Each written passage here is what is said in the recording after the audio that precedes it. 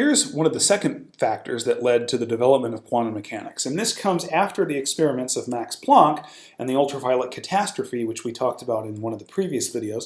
And this is the photoelectric effect, which is made famous by Albert Einstein. I think Einstein is one of the most notable and well-known scientists. I don't know if it's honestly due to his wacky hair or whatnot. Just information, one myth about Albert Einstein is that he was actually bad at math in grade school. That's actually not true at all. He was actually very good at math. He's a math genius. I think we all can agree on that at least. And in fact, he didn't ever struggle in math. He didn't struggle with quantum mechanics in terms of working the problems. He did have a problem with accepting this because at this time, especially when this is first coming out, this stuff was very difficult to accept.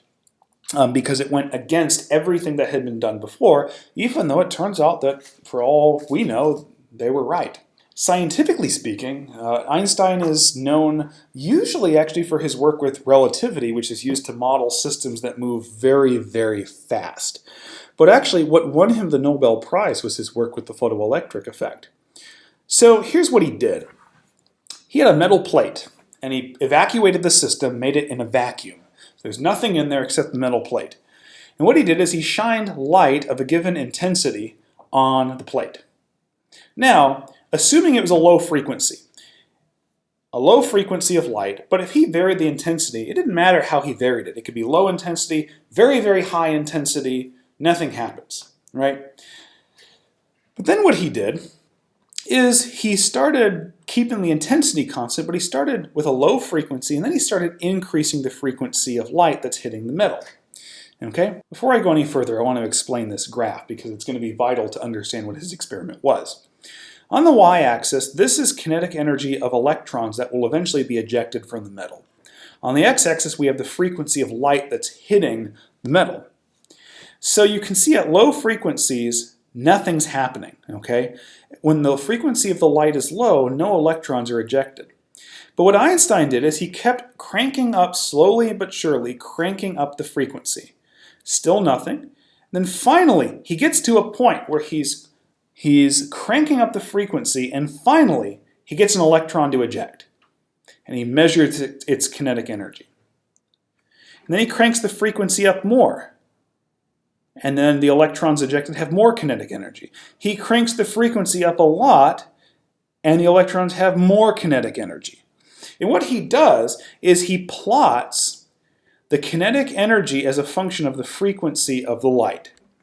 And at first, there's nothing, but at this point in red, this is actually what you get when you plot the kinetic energy as a function of frequency. You get this red line, and it turns out it's a straight line, which is very nice, actually.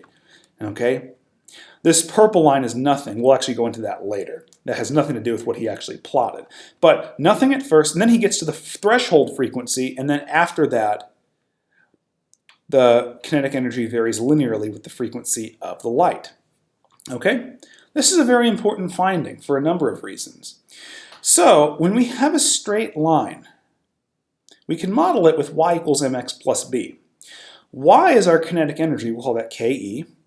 And remember, kinetic energy is equal to 1/2 mv squared. We'll come back to that in another video and do a practice problem. What's our y-intercept be? Well, our y-intercept is just where it hits the y-axis, but unfortunately, it doesn't actually do that in the function, so what we have to do is extrapolate. So the extrapolation is shown in purple. And this point where it hits the y-axis, this is what we call the negative work function. It's given by this Greek symbol. So negative b, whatever the y-intercept is, it's the negative of this work function. Okay? And what's x? X is our frequency given by nu, and our slope of the line m. Well, the slope is rise over run. Now, this is a straight line, so our slope is actually the derivative of kinetic energy with respect to frequency. And amazingly, when you do this derivative, or you just calculate the slope in Excel, he didn't have Excel, but you get h. He got Planck's constant, which is amazing. Planck's constant is 6.626 times 10 to the minus 34th joules seconds. So it turns out that Einstein, independently with a completely different experiment, arrived at the same constant that Max Planck got to make black body radiation, to make this equation actually work and model true data. So he independently arrived at Planck's constant. Now, if you notice the magnitude of this is a very, very small number. So if that gives you any more respect for Einstein, he must have had a fantastic accuracy and precision to actually get Planck's constant. But the point is he independently arrived at Planck's constant. There must be something to this Planck's constant. Maybe light itself is quantized. Maybe light is quantized. So Einstein eventually won his Nobel Prize for his work with the photoelectric effect, actually, rather than his work with relativity. Okay. Now, what we're actually going to do is we're actually going to do a practice problem with the photoelectric effect. So I'm going to leave you here, and hopefully this made sense.